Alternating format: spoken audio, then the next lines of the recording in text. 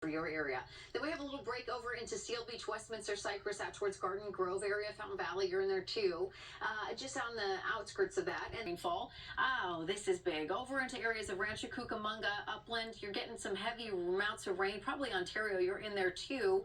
So again, some downpours are coming in, but this is just the start of it. We're going to see some heavier rain bands move through the area here this morning. In fact, about 2 to 4 inches of rainfall, as much as 5 to 6 though for some of the foothills and lower mountain communities.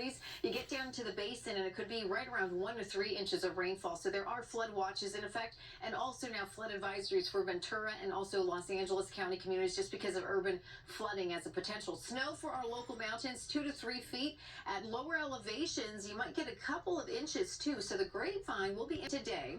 But it'll be that wet, slushy snow, so hopefully you can just drive through that pretty well. But then tomorrow morning, that's going to turn to a little bit more cold snow falling down into our mountain passes, and that could mean it's sticking, and unfortunately, that could also delay you on the grapevine tomorrow morning. 2 to 4 feet of snow at 6,000 feet, but above that, we could get as much as 5 feet of snow, about 7,500 feet, and high winds. We have some very strong gusty winds. If you're heading up to the mountains, the windy weather, about 60 to 70 mile per hour wind gusts, isolated in some areas, could just mean absolutely zero visibility getting up to the mountain. So if you can avoid travel, that would be excellent. We have wind advisories if we don't have that high wind warning for you. So there's plenty of that going on today. And let's talk about the big 2 bands of rain here in Southern California for today. It's going to be raining pretty steadily all day long. But the 2 big bands, this is happening right now through this morning, especially right around 8, 9 o'clock. Now you're looking at some more moderate to heavy rain through Los Angeles, out towards Inland Empire, Orange County. So that would be considered band number 1. That's the front that is moving through Southern California